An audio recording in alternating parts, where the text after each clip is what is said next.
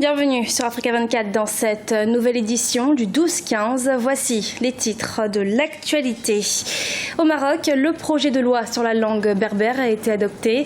C'était ce lundi 26 septembre au cours d'un conseil de ministres présidé par Mohamed VI.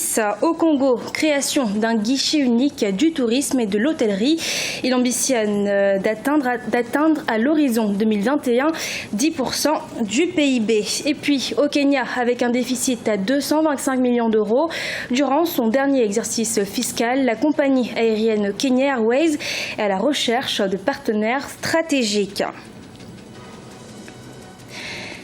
En République démocratique du Congo, le gouvernement congolais se défend de toute manœuvre anticonstitutionnelle et affirme par la voix de son ministre de la Justice, Alexis Tambwe Mwamba, devant le Conseil des droits de l'homme de l'ONU à Genève, et je cite, que l'élection sera organisée, la date sera arrêtée en coopération avec les organismes internationaux dont les Nations Unies. Un important projet de loi sur l'officialisation de la langue amazigh parlée par les Berbères a été adopté ce lundi au Maroc. Cette adoption marque la fin de la réforme constitutionnelle lancée par le roi Mohamed VI en 2011 en plein printemps arabe. Birama Saounera. Le gouvernement a adopté un projet de loi sur la mise en œuvre du caractère officiel de la langue amazigh. Objectif, faire la promotion des langues nationales.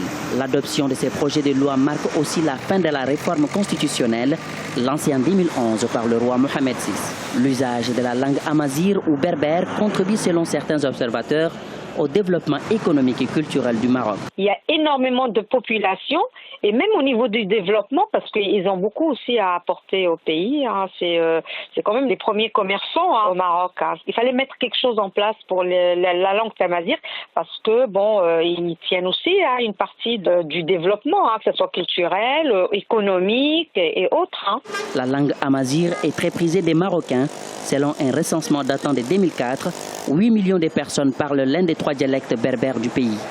Le projet de loi du gouvernement définit également l'usage de la langue amazigh dans l'administration, les collectivités territoriales et les services publics. À cela s'ajoute son enseignement dans les écoles, son usage dans l'information et la communication, la création culturelle et artistique. Il n'y avait pas d'école amazigh avant, il ne fallait pas parler de ça, etc. Et les parents n'étaient pas renseignés sur la langue pour l'apprendre aux enfants, etc. Il fallait un déclic pour la mettre en place pour qu'il puisse y avoir une deuxième langue. Donc au Maroc, il y a besoin de conserver nos cultures, nos langues. Le projet de loi sur l'officialisation de la langue amazigh ou berbère doit encore être avalisé par le Parlement. Ainsi, selon les autorités marocaines, cela se fera après les élections législatives prévues le 7 octobre 2016. Aux Seychelles, le président James Michel a annoncé ce mardi 27 septembre sa démission. Cette annonce fait suite à la défaite de son parti, le LEPEP, Peuple en créole, aux législatives de septembre, qui ont vu l'opposition obtenir la majorité au Parlement pour la première fois depuis le retour du multipartisme en 1993. Au Congo, le gouvernement entend développer au cours des 5 prochaines années une industrie touristique génératrice de revenus et d'emplois. Elle a pour objectif également d'atteindre 10% du PIB à l'horizon 2021. C'est un reportage de Deva Panzou, notre correspondant au Congo. Le tourisme génère 1 emploi sur 10 dans le monde. Conscient des opportunités qu'offre ce secteur, le gouvernement congolais a décidé de faire du tourisme un des secteurs clés de son économie et de la nécessité de sa diversification. Le ministère du Tourisme ambitionne d'améliorer la contribution de ce secteur au portefeuille public. Cela exige de porter un regard attentif sur le tourisme local ainsi que les sites connus et inconnus qui le constituent.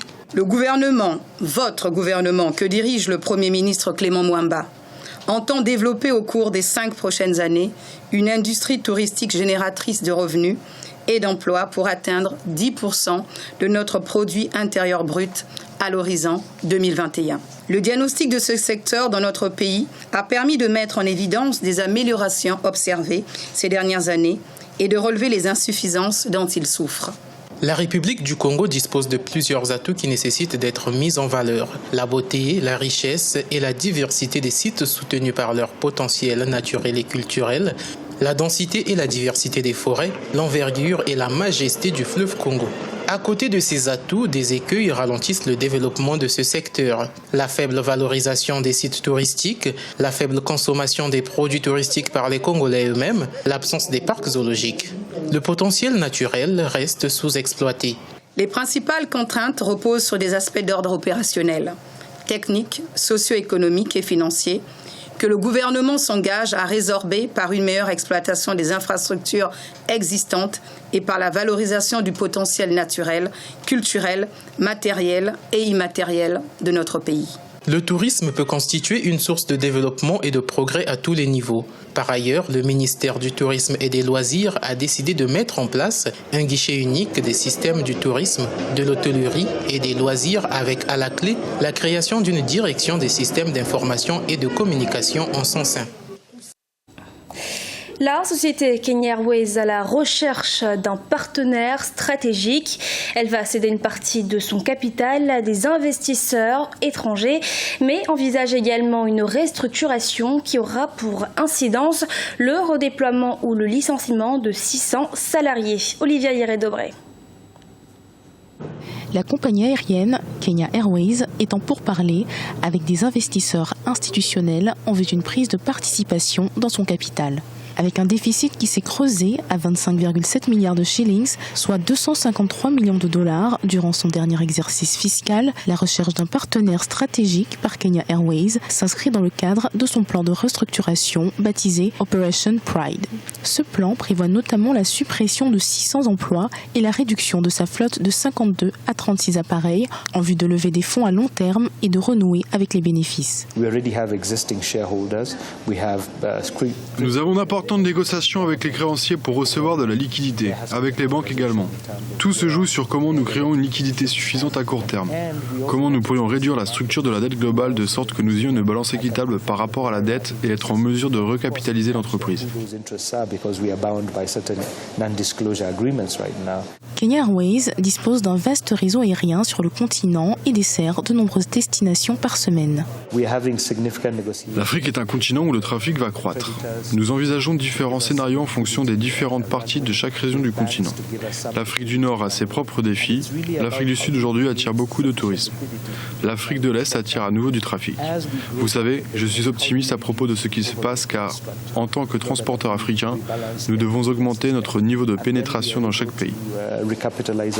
Kenya Airways est actuellement détenu à hauteur de 26,7% par Air France KLM et à 29,8% par l'État kényan. Pour rappel, le 17 juin 2016, le ministre kényan des Transports, James Macharia, avait annoncé que 5 compagnies aériennes internationales exprimaient leur intérêt pour l'acquisition d'une participation majoritaire dans Kenya Airways.